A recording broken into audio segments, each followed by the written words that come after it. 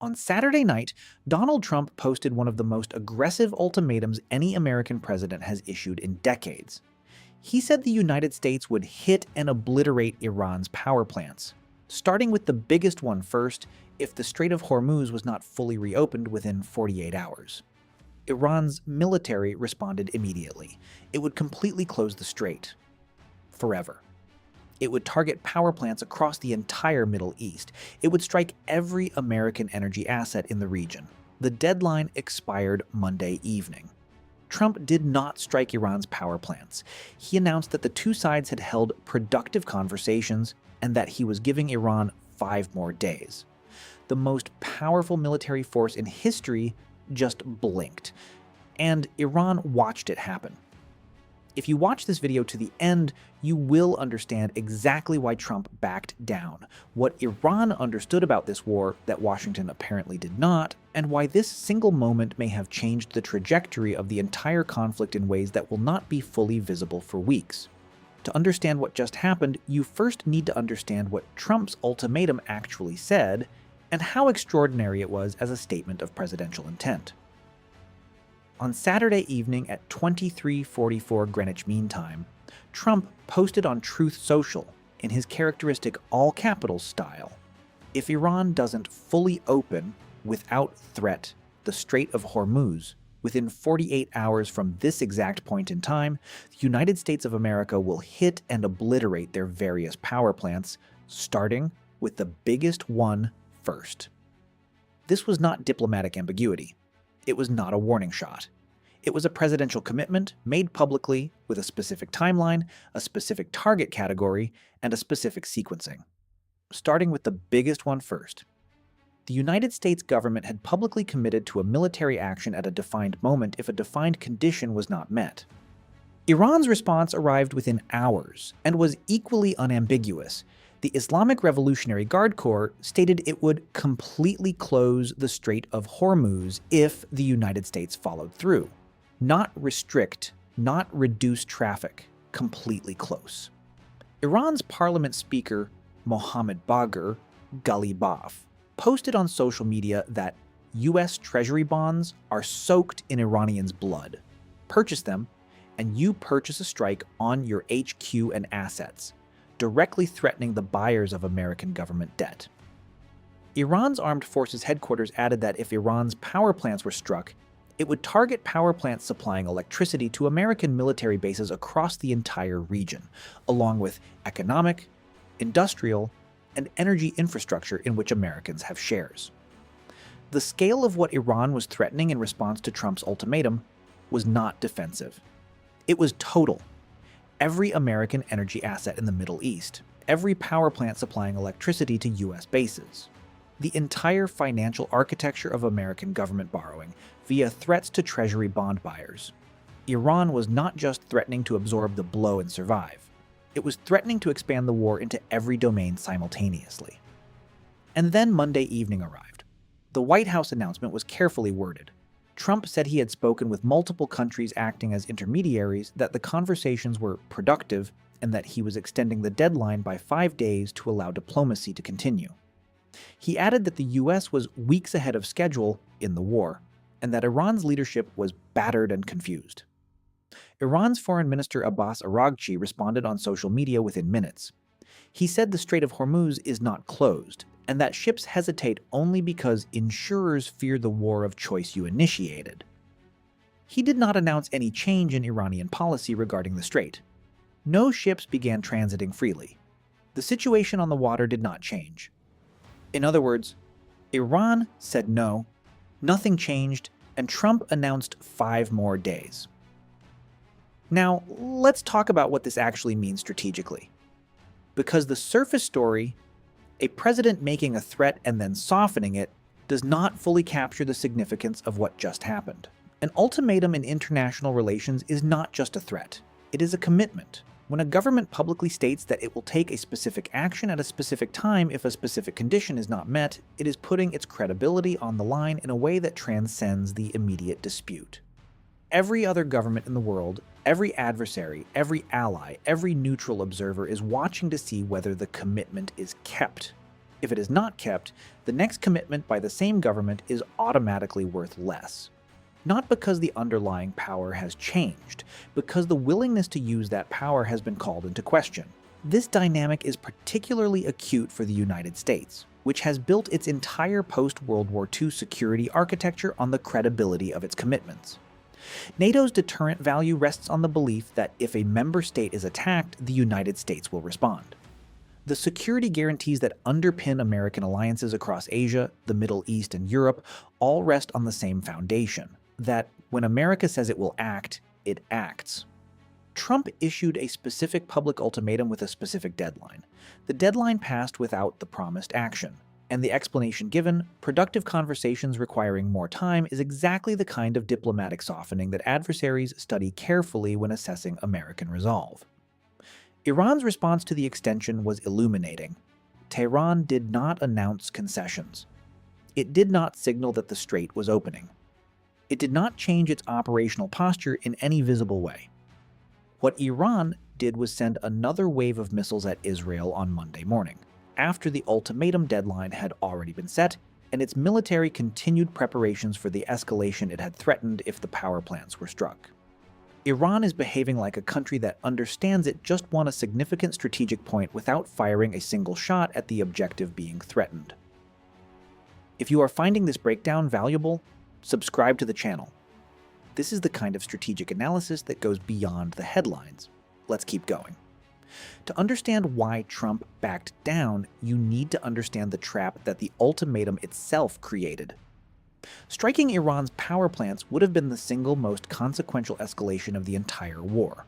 Power plants are civilian infrastructure. Their destruction in wartime raises serious questions under international humanitarian law.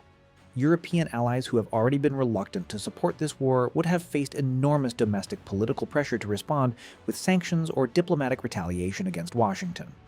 China, which has been carefully neutral, would have had new justification for providing more direct support to Iran. Russia, which has already been advising Iran on drone tactics while simultaneously receiving American sanctions relief, would have had a new opening for escalation. And the economic consequences would have been immediate and severe. Iran had specifically threatened to strike power plants across the Gulf supplying electricity to American military bases. Knocking out power to American bases in Qatar, Bahrain, Kuwait, and the UAE in the middle of an active war is not a manageable side effect. It is a potentially catastrophic operational vulnerability. The UAE's Baraka nuclear power plant, the region's first commercial nuclear facility, was specifically listed by news outlets as one of the targets Iran might strike in retaliation. Iran's parliament speaker had threatened to target the buyers of U.S. Treasury bonds. The International Energy Agency this week stated that the current global energy crisis is already worse than the oil shocks of 1973 and 1979 combined. Not comparable to, worse than. This is the most severe disruption to global energy markets in recorded history, and it is happening right now. Striking Iran's power plants, triggering the full Iranian retaliation that was explicitly promised, would have added a second simultaneous energy shock on top of the worst energy shock in history. Trump's military advisors, whatever their public statements, almost certainly told him that the combination of these consequences made striking the power plants extremely difficult to execute without outcomes that would be significantly harder to manage than the status quo. And so the deadline passed, the conversations were described as productive, and the 5-day extension was announced. This is not unusual in the history of great power confrontations. The Cuban Missile Crisis was resolved not through military action, but through a back-channel arrangement that allowed both sides to claim they had not backed down. What is unusual is that the Trump administration made the commitment so publicly, so specifically, and with such theatrical language that the retreat from it is almost impossible to obscure. Iran knows this. America's allies know this. And America's other adversaries in Beijing and Moscow and Pyongyang are taking notes. Now, let's talk about what actually changes from here. The 5-day extension is not a pause in the war. It is an attempt to create space for the kind of negotiation that Trump has publicly said he does not want, while appearing to not be pursuing the kind of negotiation that Trump has publicly said he does not want. This diplomatic contradiction has a name. It is called saving face. And it is one of the most delicate operations in international politics. For it to work, several things need to happen simultaneously. Iran needs to make some gesture toward the strait that allows Trump to announce partial progress.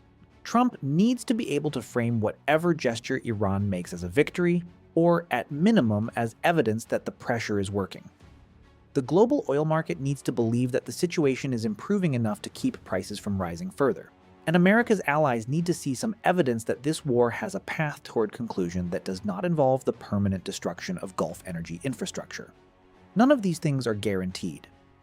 Iran's foreign minister said over the weekend that Iran is seeking not a ceasefire, but a complete, comprehensive, and lasting end to the war, with conditions that include implicit recognition of the Islamic Republic's right to exist and lead. Trump has demanded unconditional surrender.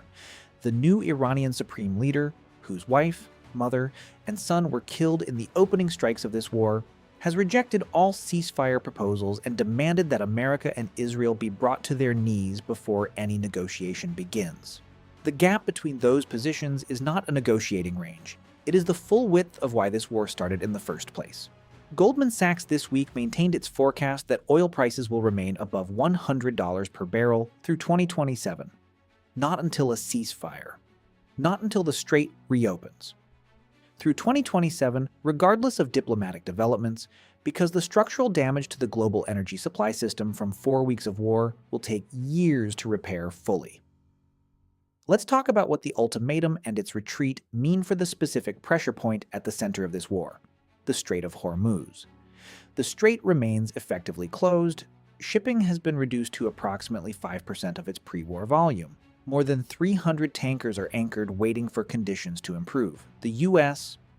military has struck Iranian coastal missile sites with 5,000-pound bunker busters in an attempt to reduce the threat to commercial shipping. But tanker companies are still not transiting because the problem is not just physical. It is psychological. A single mine strike on a supertanker carrying 2 million barrels of crude would produce immediate panic in every insurance market in the world. And the fear of that single mine strike is enough to keep captains from attempting the crossing. Trump's ultimatum was specifically designed to break this psychological dynamic by making the cost of keeping the strait closed more frightening than the risk of transiting it. If Iran's power plants were going to be struck anyway, one calculation goes, then Iran might prefer to reopen the strait and preserve its negotiating position. The ultimatum was an attempt to change Iran's strategic calculus. Iran's response revealed that its calculus is different from what Washington assumed. Iran has concluded, according to every Iranian official statement, every analyst familiar with Tehran's thinking, and every observable action, that the longer this war continues with the strait closed, the higher the economic and political cost for the United States becomes. Goldman Sachs through 2027. Gas prices up 93 cents in 24 days. An energy crisis worse than anything since 1973. European allies angry. NATO fracturing. The Pentagon asking for $200 billion more. American voters telling pollsters they oppose the war. From Tehran's perspective, the strait is working. Not as a military weapon, as an economic and political weapon. Every week that the strait remains closed is a week that Trump's domestic political position weakens. A week that America's allies push harder for a diplomatic solution. A week that the economic cost of this war becomes more vivid to ordinary Americans. Iran does not need to win a military battle to win this particular contest. It only needs to outlast the political will of a democratic government facing an electorate that is already skeptical of this war. And that is why the ultimatum was rejected, and why Trump backed down. Not because America lacks the military capability to destroy Iran's power plants. It clearly has that capability. But because destroying Iran's power plants would have extended this war, not ended it, while adding new crises on top of the existing ones. Now let's talk about what this means for you. The IEA's statement this week that the current energy crisis is worse than 1973 and 1979 combined was not hyperbole. The 1973 oil embargo reduced global oil supply by about 7% and produced a recession in every major Western economy. The 1979 Iranian Revolution disrupted supply by roughly 4% and contributed to double-digit inflation across the United States and Europe. The current Strait of Hormuz closure has removed approximately 20% of global seaborne oil supply from the market. These comparisons exist not to frighten you, but to provide context for what the numbers you see at the gas pump and on your electricity bill actually represent. They represent the deepest disruption to the global energy system since the modern oil market was created. And that disruption continues regardless of whether Trump strikes Iran's power plants or extends his deadline by 5 days. Gas prices in America have risen 93 cents per gallon in 24 days. For a typical American household with 2 cars filling up once a week, that is approximately $40 additional per week in fuel costs, about $160 per month, nearly $2,000 per year if this situation persists. These are not small numbers for most families. They are the cost of this war being distributed directly to people who had no say in starting it. If you live in Europe, the situation is compounded by the gas crisis. Qatar's Ras Laffan terminal, which supplies roughly 20% of the world's LNG, was struck by Iranian missiles and is operating at significantly reduced capacity. European gas prices surged 24% in a single morning 2 weeks ago. The European Central Bank held interest rates unchanged this week, not because inflation is controlled, but because the economic uncertainty from this war makes any monetary policy decision almost impossible to evaluate accurately. So let's bring this together. Trump issued the most aggressive presidential ultimatum in decades. Iran rejected it completely and threatened to escalate massively if it was carried out. The deadline passed. Trump announced productive conversations and gave Iran 5 more days. This is the state of the war on day 24. The most powerful military in history has destroyed Iran's air defenses, its navy, most of its missile capability, its nuclear program, and most of its military and political leadership. And it cannot open a 31-mile-wide strait because the cost of the actions needed to force it open exceeds what the American government is currently willing to pay. Iran has lost almost everything it had, and it is using that loss as a weapon. Every day that the strait stays closed, every dollar that oil prices rise, every cent that adds to American gas prices is a data point in Iran's argument that this war costs more than it is worth. The ultimatum that was not enforced is not just a tactical setback, it is a window into the fundamental strategic problem at the heart of this war. Military power can destroy. It cannot always compel. And the gap between those two capabilities is where Iran has been living for 4 weeks, 5 more days. The clock is running again. If this analysis gave you a clearer picture of what is actually happening, subscribe to the channel and leave a comment below. Do you think Iran will make any concession in the next 5 days, or is this deadline going to expire the same way the last one did? I read every single comment, and I will see you in the next video.